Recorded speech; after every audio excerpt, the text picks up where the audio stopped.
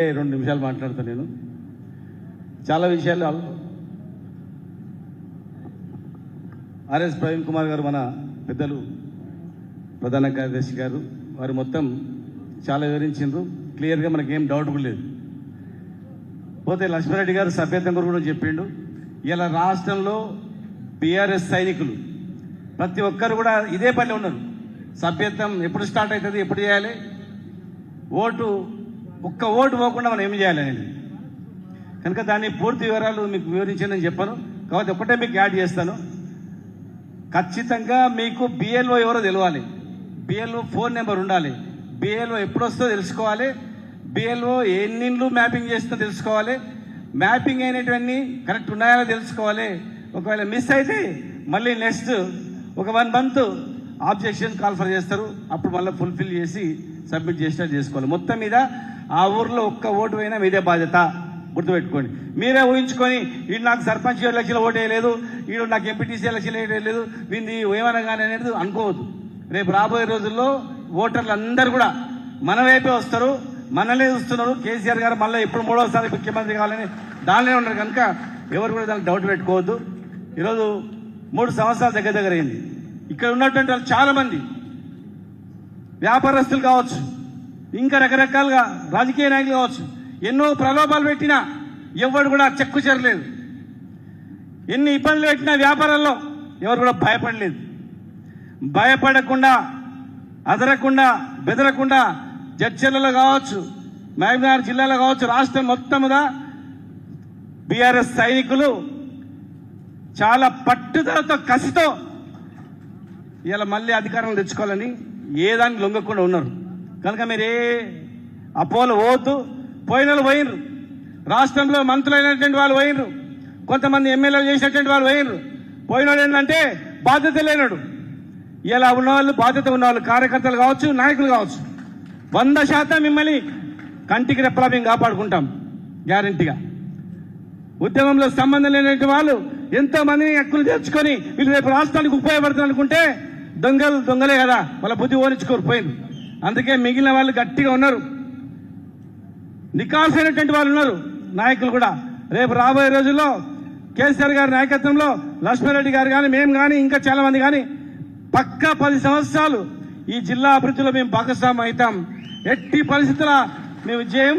మిమ్మల్ని ఇబ్బంది పెట్టిన వాళ్ళని కూడా ఎవరిని కూడా వదిలిపెట్టాం, గుర్తుపెట్టుకోండి. మీరు ఎవరు భయపడకండి. మనం జైళ్ళకు పోయిన వాళ్ళం, సమైక్య ఆంధ్రప్రదేశ్లోనే ఎవరికి భయపడకుండా గల్లబట్టి తీసిన మనం, జైలు గోడలు బద్దలు కొట్టిన మనం, దొంగలు చిరిపోయారు. ఇలా నికార్సైనటువంటి నాయకులు, కార్యకర్తలు ఉన్నారు.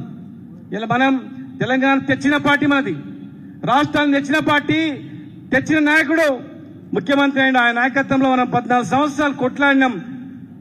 సమైక్య ఆంధ్రప్రదేశ్లో కరుడు కట్టాలని భయపడలేదు మనం.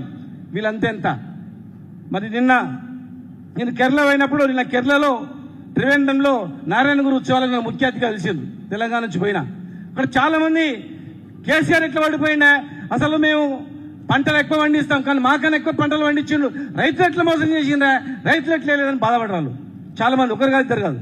ఆశ్చర్యపోయిన వాళ్ళు, ఇంత సంస్కరణ ఉన్నటువంటి వ్యక్తిని ఎట్లా ఓట్టుకున్నాను.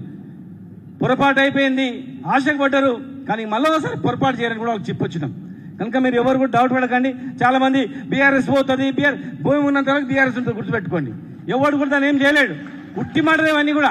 ఎవడు వేస్తారు చెప్పండి? రైతులు వేస్తారా? రైతులు వేస్తారా? రిటైర్డ్ ఉద్యోగులు వేస్తారా? చేతులు వేసి చెప్పండి, చేతులు వేస్తారా?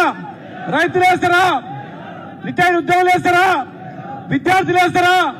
యువకులు వేస్తారా? మరి 4000 పెన్షన్ పెంచని ముసలి వాళ్ళు వేస్తారా? మోసం చేసిన వికలాంగులు మోసం చేసిన వాళ్ళు వేస్తారా? ఎవరు వేస్తారు? మైనార్టీలు వేస్తారా? ఎస్టీలు వేస్తారా? 42% రిజర్వేషన్ ఇస్తారని మోసం చేసినటువంటి బీసీలు వేస్తారా? ఎవరు వేస్తారు? ఎవడేరు.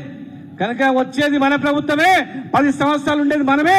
ఖచ్చితంగా లక్ష్మారెడ్డి గారు, మేము, మిగతా నాయకులం కలిసి ఈ జిల్లాలో మిగిలిపోయిన పనులు మనమే చేస్తాం. 90% కంప్లీట్ అయింది పాలమూరు రంగారెడ్డి జిల్లా ప్రాజెక్టు. కాలువలు టెండర్ ఇచ్చినాం.